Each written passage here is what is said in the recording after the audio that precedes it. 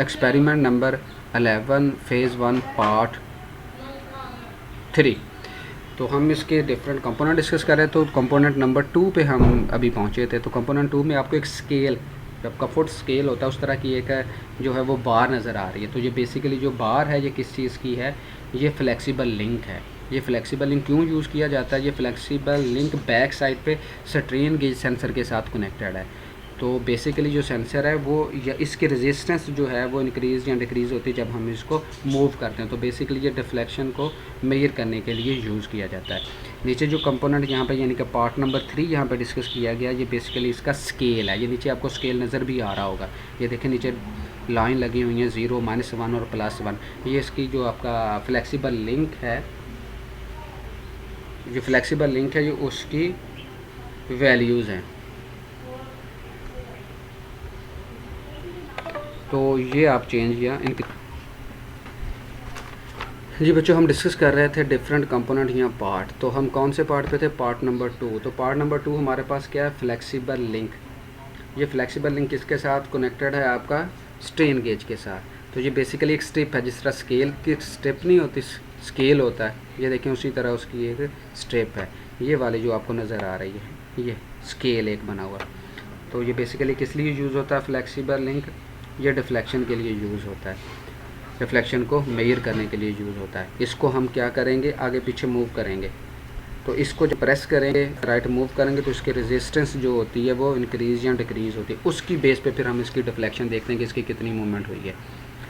इसके बाद आ जाते हैं जी पार्ट नंबर या कंपोनेंट नंबर 3 पे। तो बेसिकली 3 तो कुछ नहीं है, ये बेसिकली आपका स्केल है या रूलर है। और नीचे आपको डिग्री में शो भी हो रहा होगा, ये देखें वाइट स्केल लगा हुआ है, नीचे -1 है और इधर 1 है। तो ये बेसिकली आपका क्या है, रूलर है या स्केल है। ये था आपका नंबर पार्ट नंबर 3।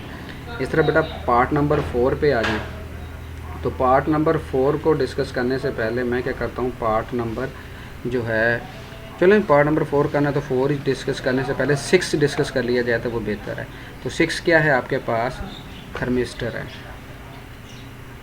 ये आपको नज़र भी आ रहा होगा, नीचे लिखा हुआ है टेम्प सेंसर लिखा हुआ है। तो क्या है, थर्मिस्टर है, टेम्परेचर सेंसर के लिए यूज़ होगा। ये जो 4 और 5 हैं, ये बेसिकली क्या हैं, ये इसके रिलेटेड है, इसलिए मैंने आपको 4, 5 से पहले 6 करवाया है। तो 6 आपके पास क्या, टेम्परेचर सेंसर है।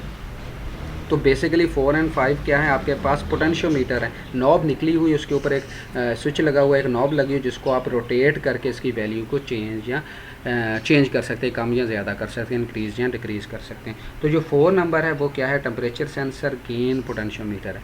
तो जो 4 नंबर है उसकी मदद से आप पोटेंशियोमीटर जो लगा हुआ है आपके पास, उसमें टेम्परेचर सेंसर का गेट जो है वो चेंज कर सकते, गेन जो है वो चेंज कर सकते हो। और 5 जो है वो आपके पास ऑफसेट है, तो इसमें आप उसका ऑफसेट लेवल भी चेंज कर सकते हो। इसमें कैस्केडिंग में क्या होता है, आपके पास डिफरेंट ऑपरेशनल एम्पलीफायर लगे होते हैं। तो आप क्या कर सकते हो, 4 और 5 जो होती है, ये जो 4 जिसमें आप गेन कहते हो, तो ये आप उसके नॉन इन्वर्टर किसी एक स्टेज के जो ऑपरेशनल एम्पलीफायर होगा, उसकी नॉन इन्वर्टर में जो इनपुट होगी उसको आप कंट्रोल करके जो है उसके गेन को कंट्रोल कर सकते हैं। इसी तरह उसका ऑफसेट वैल्यू भी चेंज कर सकते हो, जितना भी आप उसको चेंज करना चाहें। तो ये बेसिकली ये जो बॉक्स आपको नज़र आ रहा हो, ये ब्लॉक, तो हम इस ब्लॉक को कह सकते हैं कि ये किस चीज़ का ब्लॉक है, आपके पास टेम्परेचर सेंसर का, थर्मिस्टर का। तो एक तो उसमें टेम्परेचर सेंसर थर्मिस्टर लगा हुआ है और साथ उसके पास उसका ऑफसेट नॉब लगी है और उसके साथ साथ गेन नॉब लगी है। तो 4 आपके पास क्या है जी, गेन नॉब है, और 5 आपके पास क्या है, ऑफसेट है। तो ये तो हो गया 4, 5, 6। अब हम 7 की तरफ चलते हैं। तो 7 कुछ भी नहीं है बेटा, सिंपल आपका पुश बटन है, ये वाला आपको नज़र आ रहा होगा, ये push button, on off button नहीं होता, जिस तरह पुश प्रेस करने से वो ऑन हो जाएगा, ठीक है ना, उसके बाद वो क्या हो जाएगा, ऑफ हो जाएगा। तो ये बेसिक आपका पुश बटन है। उसके बाद 8th पे चले जाएंगे, ये देखेंगे आपके पास ये 8, तो ये भी एक स्विच है, ये माइक्रो स्विच है, जिस तरह अभी हमने डिस्कस भी किया था। तो ये माइक्रो स्विच है। तो माइक्रो स्विच किस लिए यूज़ होता है, डिटेक्ट ऑफ मोबाइल जो है रोबोट हिटिंग के लिए यूज़ किया जाता है। ये भी हम स्टेप बाय स्टेप इसको जब कंप्लीट देखेंगे, इसको जूम करके जो किस तरह का होता है, तो ये और क्लियर हो जाएगा आपको। उसके बाद 9th में आ जाए बेटा, ये आपको 9th जो एलिमेंट या मॉड्यूल आपको शो हो रहा होगा, तो ये आपके पास ऑप्टिकल जो है वो स्विचेस हैं, ऑप्टिकल स्विच है। तो ये आप देखेंगे ये यू टाइप होता है। तो इसमें 2 होते हैं, एक ट्रांसीवर होता है, एक रिसीवर होता है, यानी कि हम उसको रिफ्लेक्टर भी बोलते हैं। उसकी मदद से हम ये इसको सेंस करते हैं, या सेंसिंग पैरामीटर या सेंसिंग सिग्नल लेते हैं। तो ये बेसिकली आपका जो कंपोनेंट नंबर 9 है, ये आपके पास क्या है, आपका ऑप्टिकल स्विच है। उसके बाद 10 पे आ जाएंगे। ये देखें, ये आपके पास 10 है। तो 10 को डिस्कस करने से पहले हम 12 को डिस्कस कर लेते हैं। जिस तरह हमने पहले 4, 5 को डिस्कस करने से पहले 6 जो टर्मिनल था उसको डिस्कस किया था, इस तरह 10 और 11 को डिस्कस करने से पहले हम 12 को डिस्कस कर लेते हैं। तो 12 बेसिकली आपके पास इंफ्रारेड सेंसर है, ठीक है। जिस तरह हमने देखा था कि लार्ज रेंज सेंसर भी है हमारे पास, लॉन्ग रेंज सेंसर भी हैं, ठीक है ना। किसी की रेजोल्यूशन बेहतर होगी, किसी की कम होगी, किसी की ज़्यादा होगी, किसी की लार्ज स्केल ज़्यादा होगा, कोई स्मॉल स्केल होगा, ठीक है ना। तो ये डिफरेंट हमारे पास सेंसर हैं। ऑप्टिकल सेंसर है, ये इंफ्रारेड सेंसर है, सोनर सेंसर है, ये डिफरेंट हमारे पास सेंसर है। तो 12 हमारे पास क्या है, इंफ्रारेड सेंसर है, जो कि लार्ज स्केल सेंसर में आता है। सोनर सेंसर भी लार्ज स्केल में आता है, जबकि ऑप्टिकल आपका जो है वो स्मॉल रेंज में आता है। तो ये इंफ्रारेड सेंसर है, कंपोनेंट नंबर 12। अब आते हैं हम कंपोनेंट नंबर 10 की तरफ। तो ये देखें, ये जो ब्लॉक था इसको हमने क्या कहा, इंफ्रारेड सेंसर ब्लॉक। तो ये इसके साथ अटैच है, ये 10। ये बेसिकली कुछ नहीं है, ये ऑन ऑफ स्विच है। ये किसका ऑन ऑफ स्विच है, ये बेसिकली आपका जो इंफ्रारेड सेंसर है उसका ऑन ऑफ स्विच है। 12 की बात कर लें तो बेटा ये यहाँ पे अभी आपको शो नहीं हो रहा होगा, मैं इसको थोड़ा सा पहले डिलीट कर देता हूँ ताकि वो कंपोनेंट नंबर 11 भी शो हो जाए। तो ये कुछ भी नहीं, सिंपल आपके पास LED है जो कि पावर को शो करेगी। तो ये देखें, अब आपको ये क्लियर हो चुका होगा।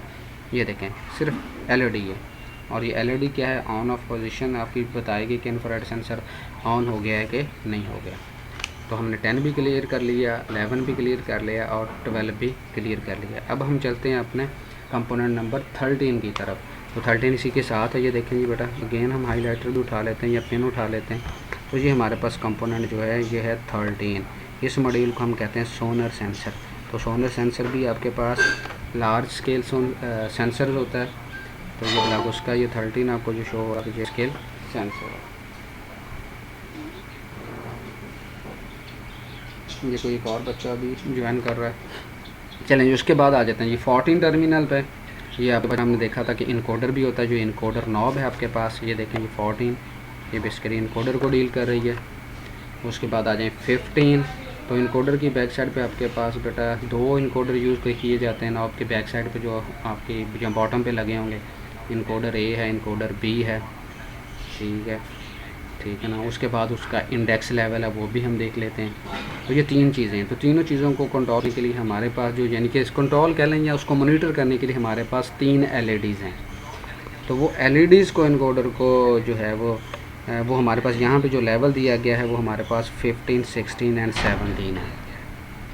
ये देखें, इसके नीचे ये लिखा हुआ है ENC-A, ENC-B और ये उसका इंडेक्स LED।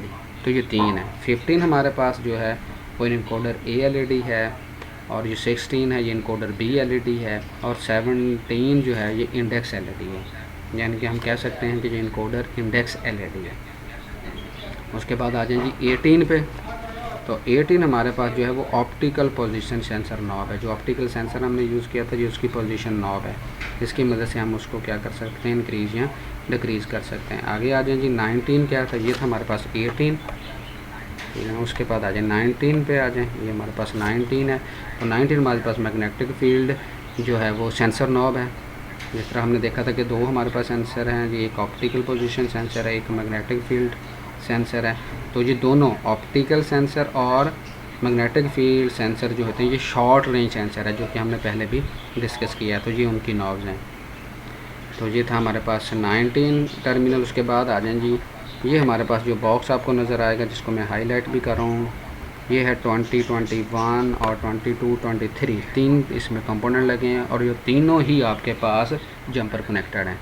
इसको हम AD0 जंपर भी कहते हैं, AD1 jumper, AD2 jumper, AD5 jumper. ये डिफरेंट जंपर हैं जो कनेक्टिविटी के लिए यूज़ किए जाते हैं। उसके बाद आ जाए जी कंपोनेंट हमारा कौन सा आ जाएगा जी 24। तो देखें, आपको यहाँ पे वैसे भी शो हो रहा होगा, देखने से नज़र आ जाता है ये क्या है, आपका पोटेंशियोमीटर है। तो आपको नॉब भी इसकी वो जो ब्लू कलर में नज़र आ रही होगी, तो ये हमारे पास पोटेंशियो